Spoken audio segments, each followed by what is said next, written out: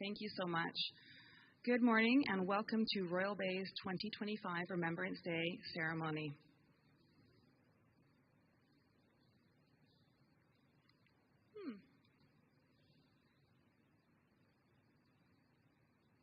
Just a minute.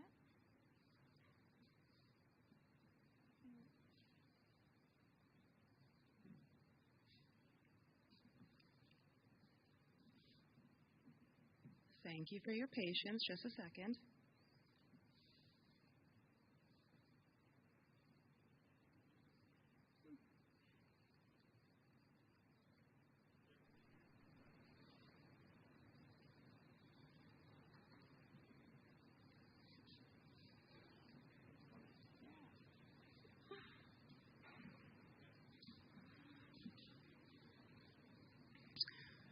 Okay, while we're waiting for a moment just for our technology to come back online, I'd just like to take this minute and acknowledge that as we sit here together and reflect as a group on the importance of Remembrance Day, some of the information, some of the topics you might see in here might be a little bit upsetting. So please know that if something is hard for you to see or hear, there are many people in the building who are here to support you, and you can come and speak with us at any point in time. I'd also like to remind all of us that because this is a significant day of remembrance, this is a ceremony where we all need to be super respectful. So please ensure there are no phone ringers that are on, your phones are tucked away. Please make sure that you do not have hats on. And also remember, there is no applause during the Remembrance Day ceremony today. And this will help ensure that we are all fully present as we sit together and reflect as a group.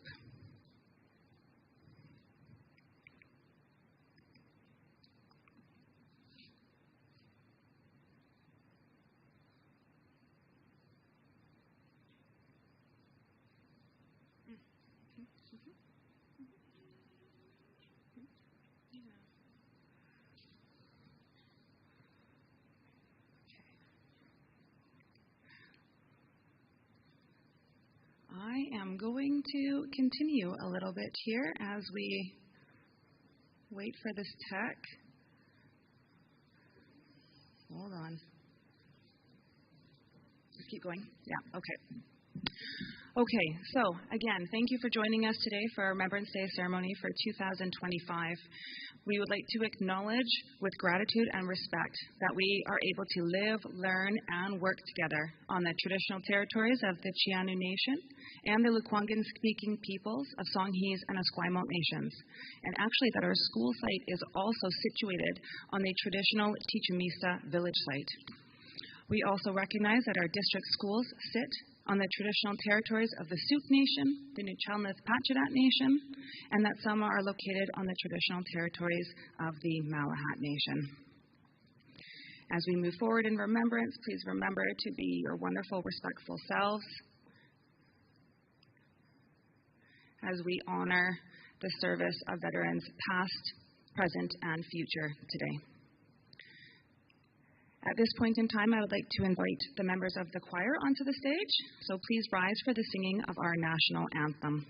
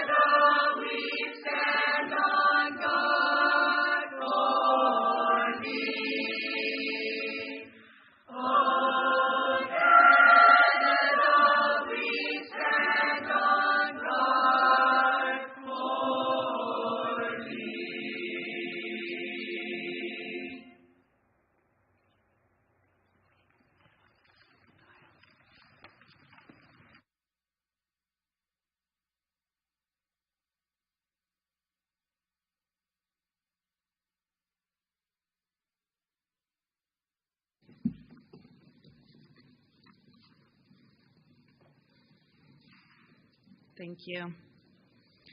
Today, as we gather together for our Remembrance Day ceremony, we pause to honor the courage, the sacrifice, and the resilience of those who served and continue to serve in times of war, conflict, and peace.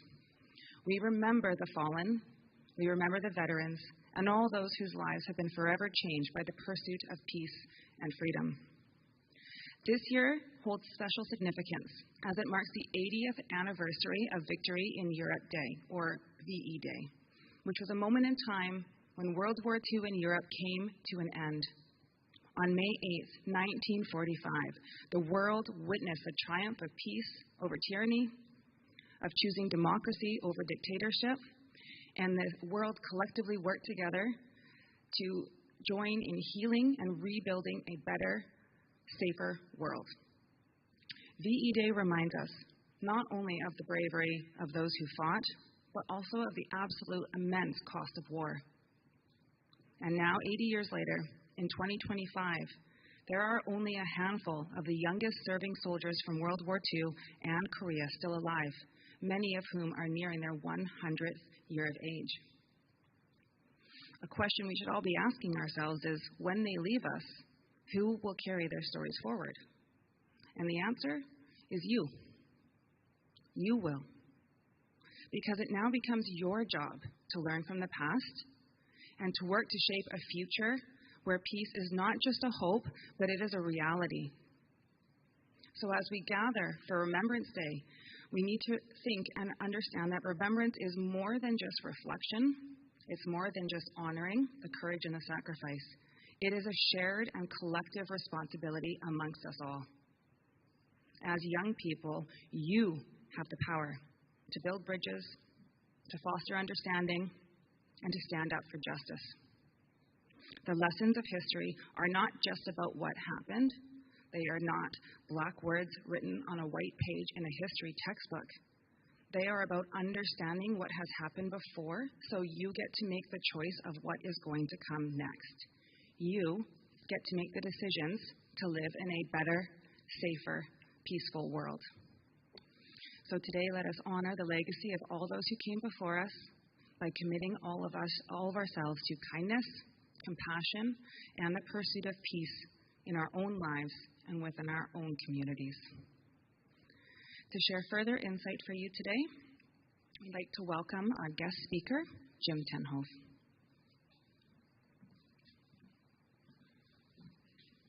The 11th minute of the 11th hour, the 11th day of the 11th month.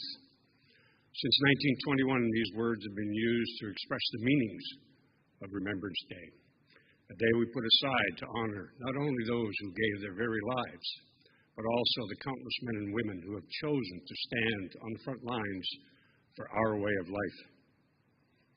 Vimy Ridge, the Somme, Singapore, Trebek, Sicily, Ortona, Normandy, Nijmegen, Pusan, Kisan, the Golan, Nicosia, Kabul.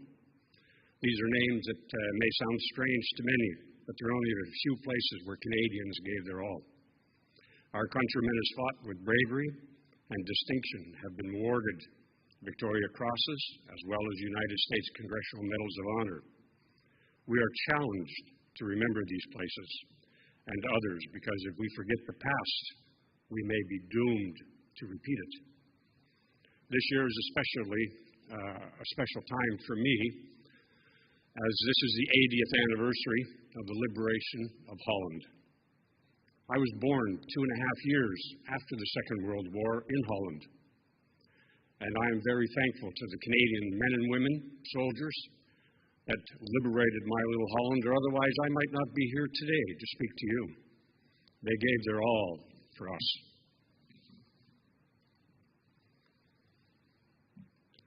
Just a little bit about my own personal history, and then we'll get into the slides in a minute.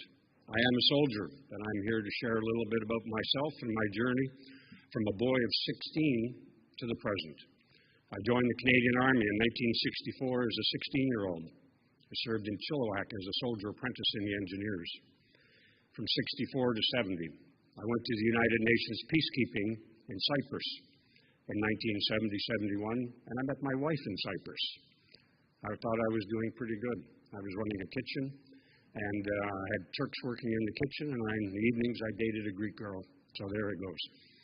Anyway, and I'm thankful for that. After I came back from Cyprus, I ended up going to Germany for the next 5 years to B Battery, 1 RCHA, and NATO.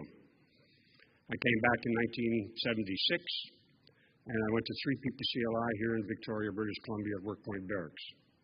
In 1981, they asked me to go back to Germany again, and I was the dietary supervisor at the Canadian Forces Hospital in Germany from 81 to 85. I came back to Canada again. They promoted me again and sent me back to 3 PPCLI in Victoria.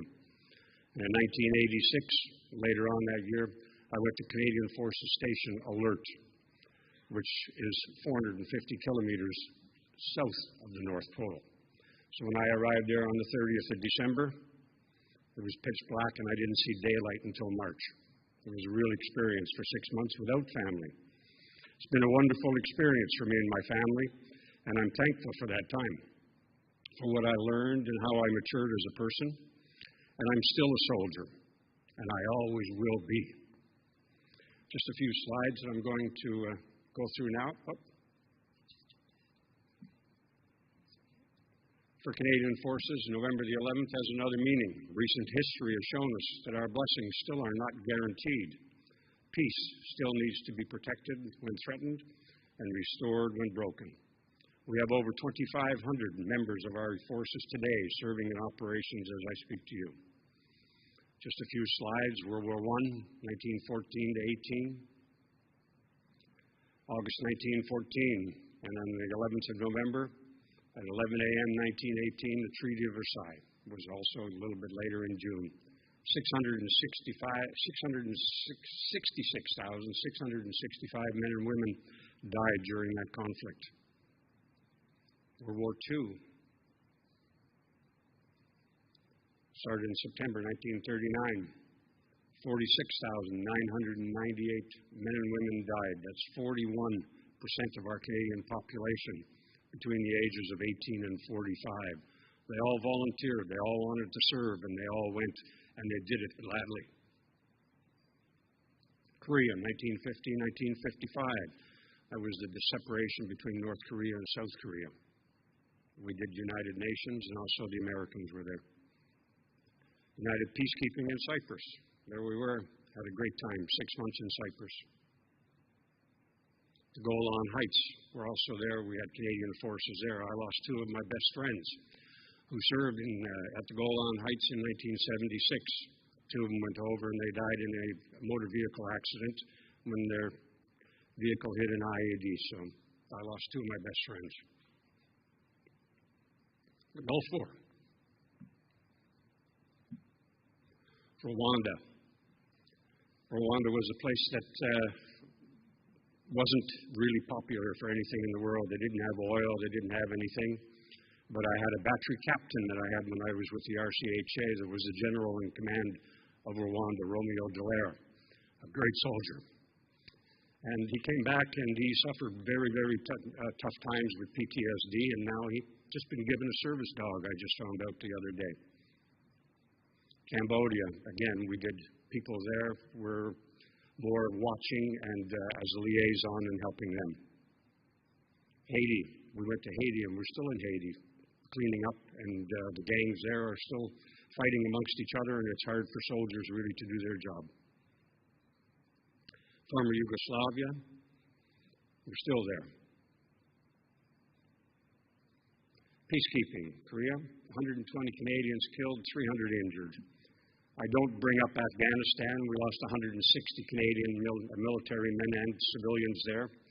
And we have a lot of guys coming back from Afghanistan that have suffered with PSD. There have been over 40 suicides because of the PTSD that these guys have had. That's the perils of war, and that's what happens when we go to war.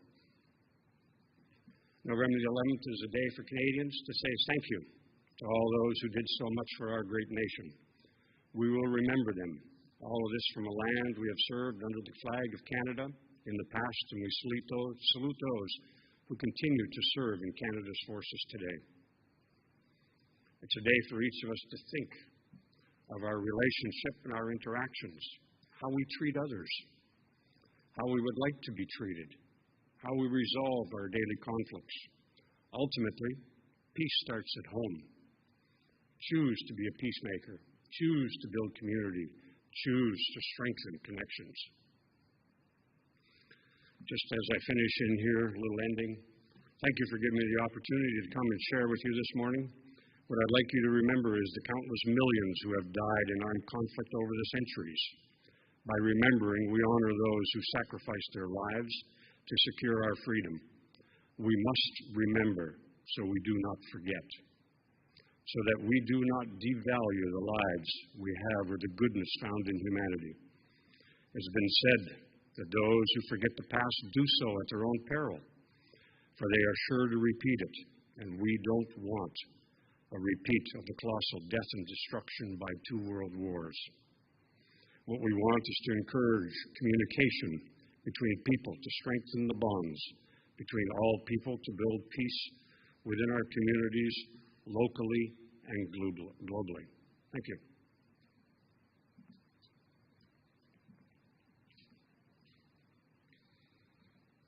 Thank you very much, Jim, for your words and sharing a piece of your story. I would now like to invite members of the vocal jazz class up on stage to share the song Imagine by John Lennon.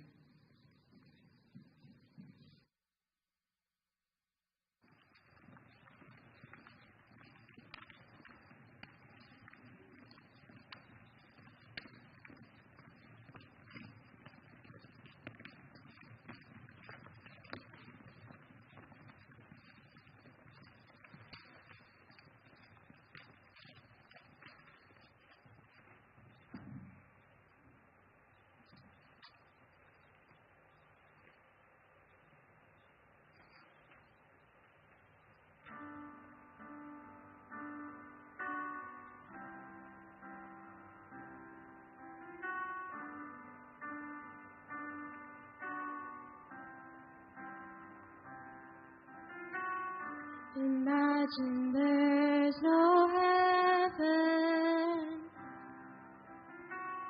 It's easy if you try. No hell below us, above us only sky. Imagine all the people living for today. Imagine there's no country. It isn't hard to do. Nothing to kill or die for, and no religion too. Imagine all the people living life in peace.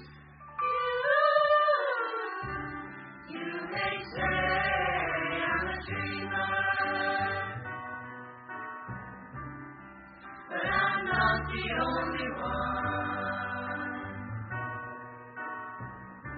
I hope someday you'll join us, and the world will be as one. We'll be as one.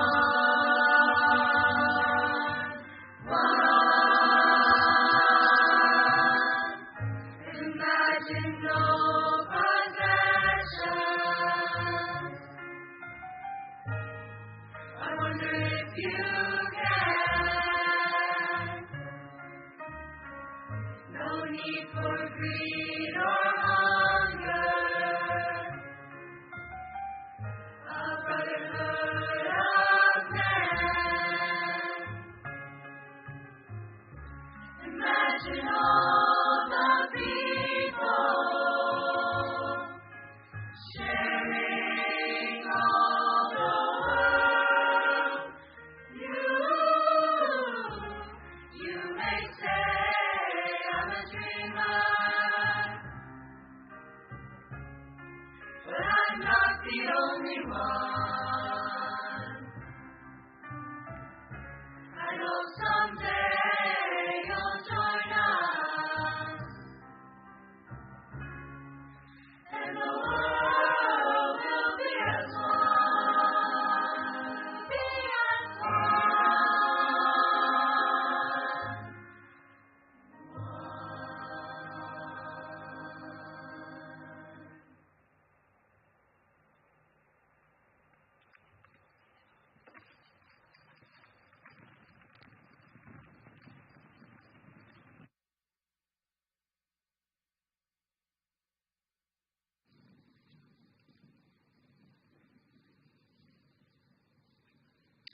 We will now hear the last post and the rouse. These bugle calls have been used in military camps for a very long time, since the 1800s. The last post originally was played to signal to the camp that it was secured for the night and to call out to wounded or separated soldiers to guide them home for rest. At remembrance ceremonies, it came to symbolize the calling home of the souls of the fallen, and today it also serves to act as a call to remembrance. The rouse was played at camp to wake soldiers in the morning, and then came to symbolize the awakening of the fallen to rise above their mortal duties and to rest in peace. Today, the last post, the 2 minutes of silence, and the rouse take place one after the other without interruption to help us remember the fallen and reflect upon their sacrifices.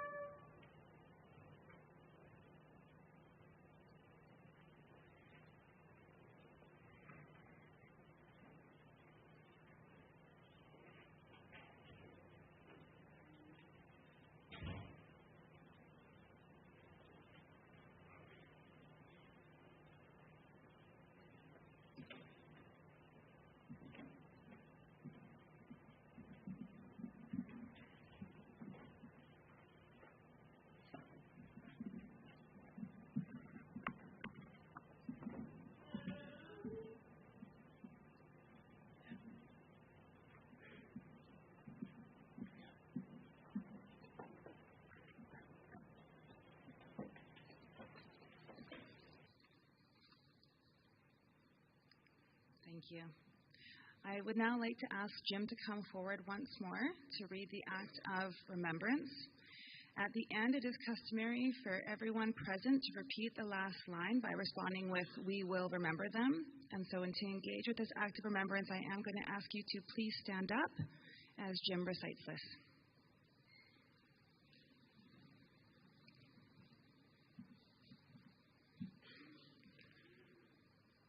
They shall grow not old, as we that are left grow old. Age shall not weary them, nor the years condemn. At the going down of the sun, and in the morning, we will remember them. We will remember them.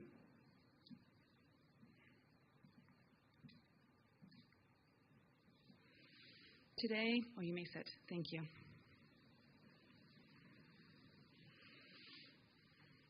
Today is a day to express gratitude. Gratitude for all those who have come before us fighting for peace. Gratitude for all those who are actively working and fighting for peace right now. And gratitude for all those who are going to come after us, preserving our peace for the future. We would like to thank Jim Tenho for giving us a privilege of his story and his time today, as well as all the other people on stage and behind the scenes for supporting this important ceremony. And finally, I would most like to extend my gratitude to all of you who are with us here today for your respectful engagement and for your work in reflecting, learning, and remembering, lest we forget. Thank you. This concludes our Remembrance Day ceremony for 2025. It has been a privilege to be here with you all today. I appreciate your time. When your teachers are ready, they will escort you back to class. Thank you.